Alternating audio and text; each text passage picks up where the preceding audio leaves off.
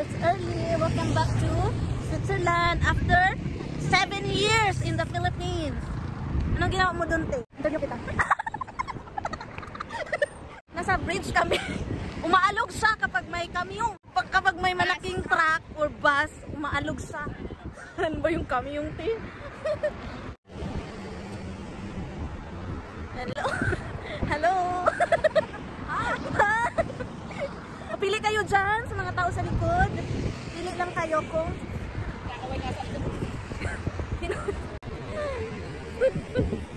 pero may medyo gwapo doon sa kabila. Ilaag mo na mo sa kanang gitawag na mo og Jardin Anglais, English Garden. Nilalakad namin ang aming pizza kasi parang napadami kami kanina. Ano pa? May ice cream pa talaga. Charles. Yun, dito na kami sa Jardin Anglais. Jardin Anglais. Yeah. May souvenir shop. Turista lang ang peg. Parang hindi pa dekada sa Geneva. Ayan, so souvenir shop sa likod. Ang daming Ula, oo nga, may bubbles. Puntahan natin mamaya. Doon yung clock. Doon yung clock, the famous clock na pinapalitan nila ng design today. Nakita ko kanina. Kami din namang mga taong naglalakad, sumatakbo. So wala pa siyang mga mga leaves, dahon. Hi girls. Naglalaro sila ng bubbles. Look.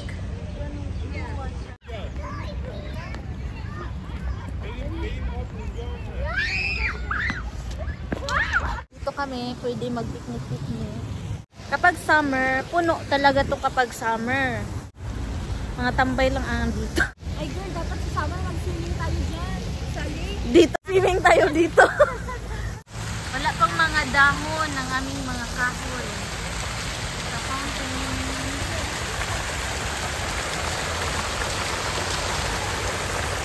Ayan si Ate Early, naglalaro. Grabe tita Early, masigaw. Dali girl. Ay, Si Early, tita. Dali tita. Dali tita.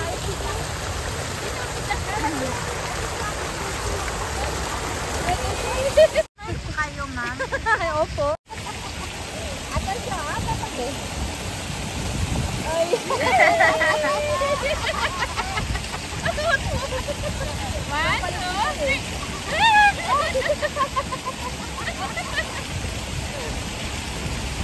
Nakalala busa?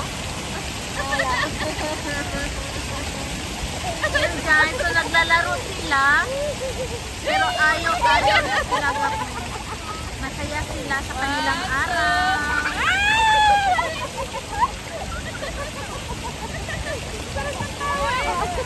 Mababaw ng kaligayan! Mababaw ng kaligayan!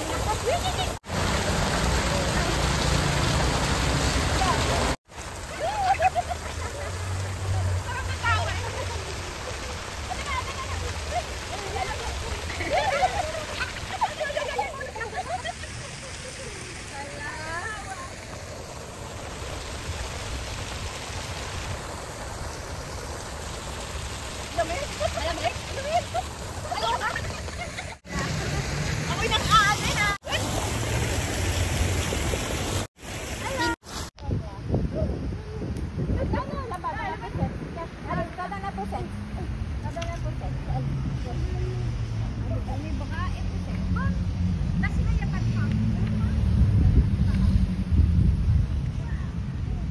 Yan yung restaurant na puno yan kapag summer. Yan, maaraw lang konti, andyan na sila. Nag-e-enjoy.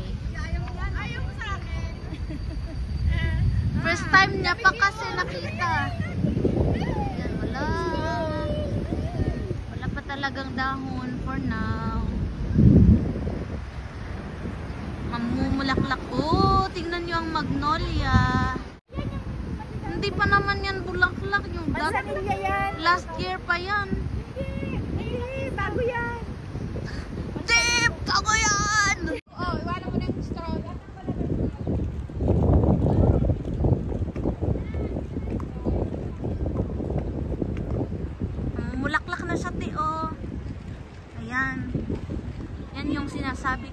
ngayon na mamumulaklak muna siya bago siya lalabas yung dahon. Ayun.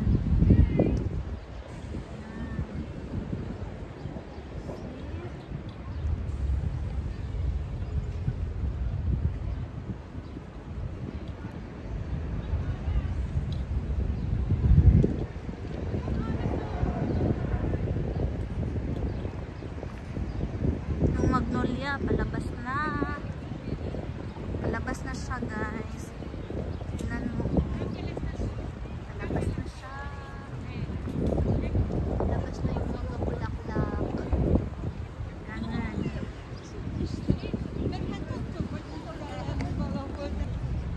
Ito, magnolia to. Pag lumabas yan, ay naku, ang ganda. Dito lang ako nagba-vlog. Ayan, yung paglalabas na yan guys. Yung magnolia, ang ganda. Ganda niyan. Ganda. Ayan, meron din naman mga tourist. Ayan, historical yan, monument. Hindi ko na maalala. Pag-join yata ng Geneva, yan yung bulaklak.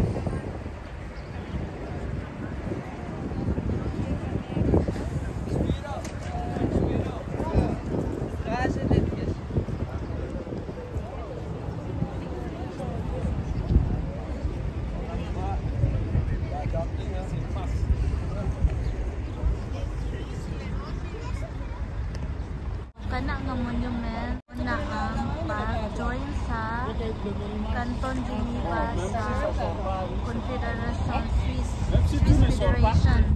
And guys, sasakay kami ng train. Ayan na si Ate Early, excited. Para talaga kaming turista sa para kaming turista sa Geneva. Tumatanda na talaga kami dito. Promise, ang pangit talaga ng iPhone camera. Pagpalit ka na? Vlogger queen. Pag magpapalit ka, bigay mo na sa akin yung pagpalitan. Hindi siya parang sinasabi niya talaga yung kulot ng buhok mo, lahat kitang-kita. Wala man lang ka-filter. Sasakay ka dito sa train. Nakay may ani nga train nga gamay. Ayan guys, no? As a tourist in Geneva. Ayan, so sasakay kami ng small train for 30 minutes. Ililibot lang naman kami dito sa Geneva Lake. Tsaka papuntang Ovive. Enjoy the ride! Beyond Geneva's harbour. Lac Léman is 72 kilometers long and 14 kilometers wide, and its maximum depth is 310 meters. A third of the lake belongs to France and 2/3 to Switzerland. It's a real paradise for sailors, except for the strong winds, known here as the Bise, the Joron or the Border, which are not easy to control, and the memory of terrible tempest has remained in the minds of many Genovese sailors.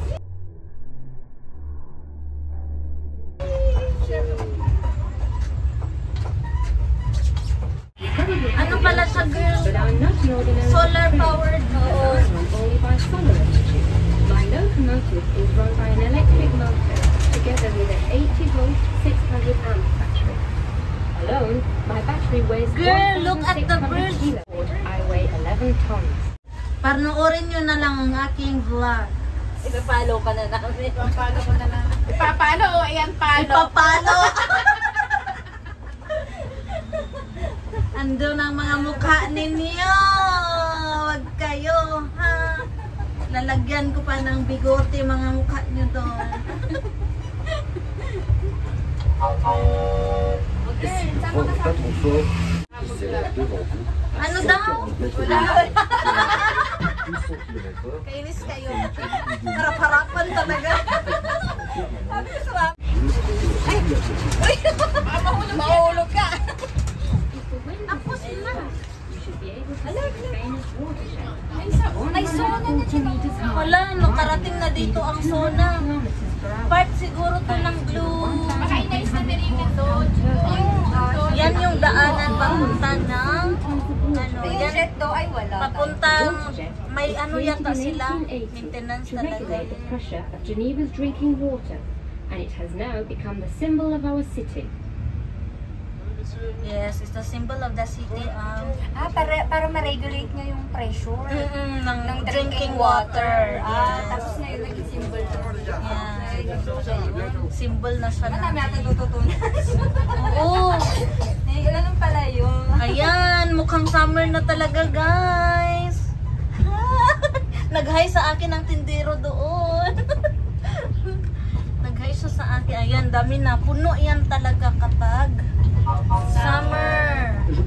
Lalo na kapag weekend. Ngayong weekend, kapag maganda ang panahon, puno yan. Naulog pa naman sa weekend niya. Ayan, so the famous Movenpick. I don't want to boast, but I was the first train in Europe to use solar electric energy. Electricity because it's less noisy, and solar because it doesn't harm the environment. The sun panels on the roof of the courser's cabin. That's where my energy So, comes from. lake lang diri sa Switzerland, pero puno sa boats. Ayan, dami nakaparking. Magkano, girl? Bayad mo? 9. Lang, mahal din pala. Kasi ano siya, turista. Kaya nga. Tourist. Electric pa. Pero libre naman. Libre naman sa kuryente. Diba? Ano talaga, some tourist, ano talaga, activity. Pero at least yun, experience din natin. No? Turista na tayo. Gusto niya kasi. Thank you, Leo, dahil sa'yo. Dahil sa'yo, napasakay kami. Napasakay kami dahil sa batang iyan. Ito talaga pag may pala. Oo. Nakikita lang din naman kasi namin siya. Hindi kayo nasakay. Diyan, magandang park kaya. State in Tel Aviv, looking forward, just like a mermaid at the ships and the sails. This statue was sculptured in 1940 by the artist Henry Kuhn. Hindi pa masyado. Uy, nakaupo ako dyan dati. Nung kumakain ng Anong ice sinabi cream. ng statue? Na ano, yung ko sa'yo. Yung symbol ng symbol ng CH. Symbol ng ano, sirena yata. Ayan, puno yan kapag summer. Wait, nagpunta daw sila. Oo, nagkikwento yan sa mga ginagawa niya. Okay. Yan yung beach na gawa-gawa nila. Ginawa lang nila yan yung beach. Tapos dyan sa harap, malaking park yan. Pwede mag-picnic din dyan. Saison, le long des quais derrière le lieu parc de la Grange. La Grange, on the other side of the road, you can enjoy the beauty of thousands of roses, carefully looked after by our gardeners all through the year. Yan yung park na sinasabi niya.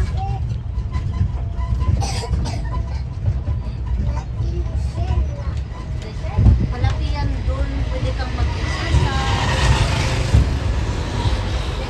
Park yun ay. Park.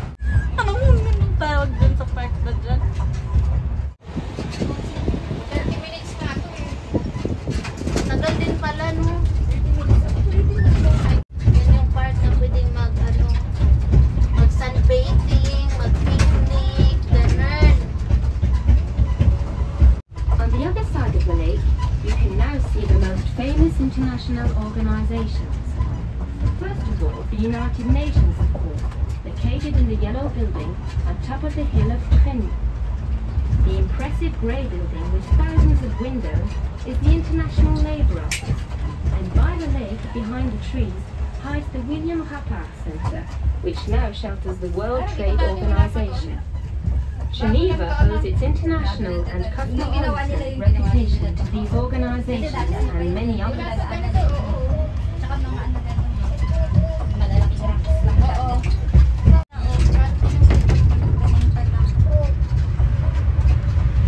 boat, no? Paborito mo yan.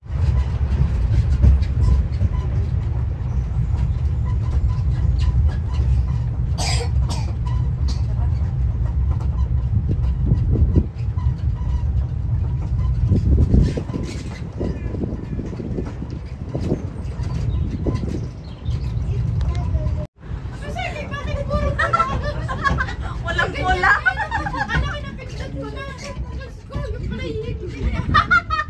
Buti na lang nakita.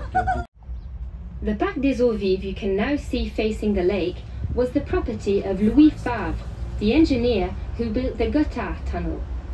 It was sold to the town of Eaux Vives in 1912 and since then is a public property which attracts many botanical lovers. Its neighbour, the Parc de la Grange, belonged to another Favre family who gave it to the city of Geneva in 1918. Its famous rose garden, known worldwide, was planted at the end of the Second World War. Oh, okay. La ville extraordinaire. Yung contact tunnel, yung pinaka-mahabang tunnel, Switzerland, nag-connect ng Switzerland going to Italy.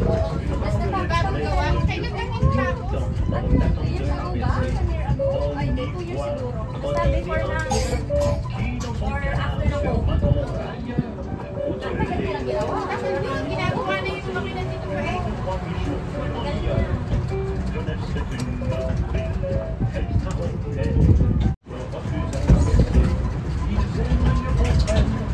Ang amoy tait, girl. Oo, bulaklak yan. Tatanim siguro sila mga bulaklak. Meron na yan. Anong tak na?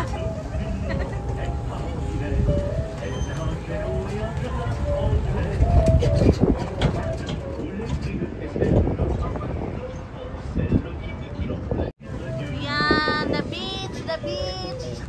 Long Beach. Puno yan sa summer. O, sa'yo yan.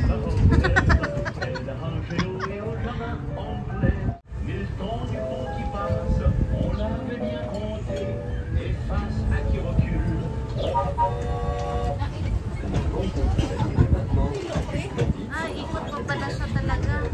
Sommet de laquelle se dresse fièrement. Kinukuha. Ano ma'am, by card, ganyan. Kailangan lang namin ng copy. Pinakoy na. Kung uuwi kayo ng Pilipinas, mag-Gcash kayo. O Gcash na lang. Gcash o kaya cash. Ay, Gcash din ba dito? Wala. Walang ano. May Alipay sa France. Yung ano, doon sa kasama ko eh. Twin dito. Pag may Alipay, pwede mo ibayad ang Gcash. Ano, o sige.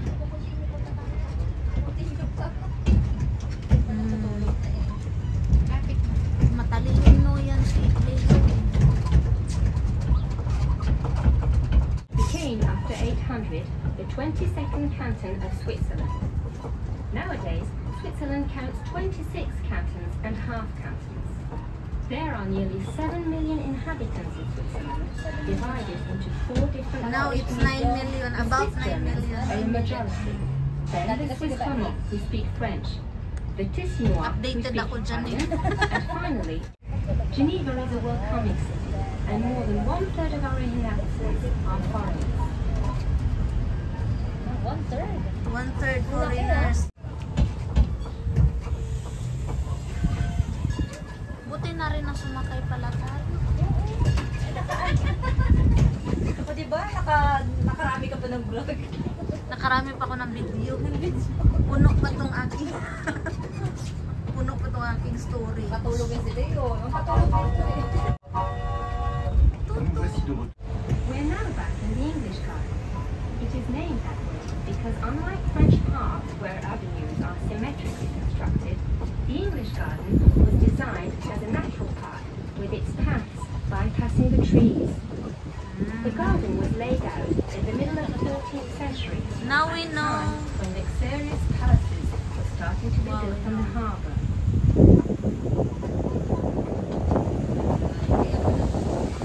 Kaya pala, Java Angle. In the middle of the garden, you can discover the Four Seasons Fountain, where water spurts out of 4 bronze figures. It was built in 1958 by the Genovese sculptor and jeweler founder, Louis Dorcier. Recent lang. Oo, kapanganakan mo, girl. Recent lang. Recent lang. Amazing contemporary sculpture was made from a 100-year-old redwood tree by the Genovese artists Silvio Aseo and Regula Schultz. Hindi ko siya mabasa. Hindi ko din siya maintindihan kung anong pangalan ng artist.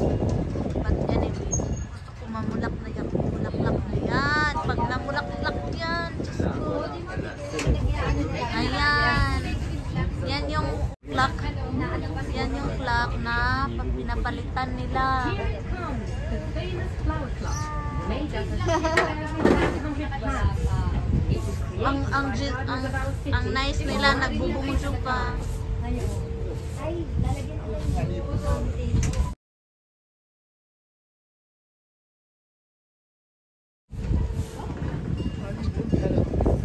Nagpapalit naman talaga yan sila every season. Ayan, famous restaurant, puno na siya, guys. La gratitude de Genève envers la Suisse et représente la Helvetia, robuste et maternelle, enlacée par Genève, reine et indépendante. We are now ending this ride with the national monument. It symbolizes George's gratitude towards Switzerland and represents the strong and eternal Helvetia embraced by a fragile but independent Geneva. May picture ako dyan dati. Nung pagdating natin. Ayan, tapos na tayo. Voici au terme de ce voyage. J'espère que vous garderez un bon souvenir Oui, du soleil, c'était un bon souvenir, monsieur. nouveau moment qui sont si agréables. À bientôt. C'était We have now reached the end of our ride, and I hope you will keep good memories of the little sun train. I wish you a very pleasant stay in Geneva. Bye-bye. Bye!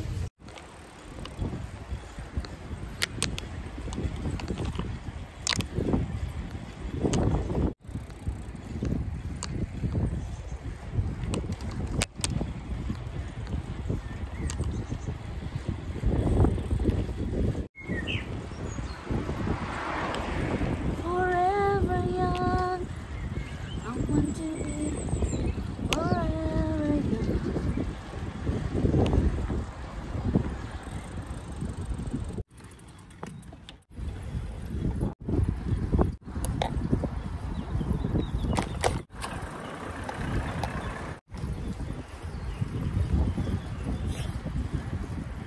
Hello, this is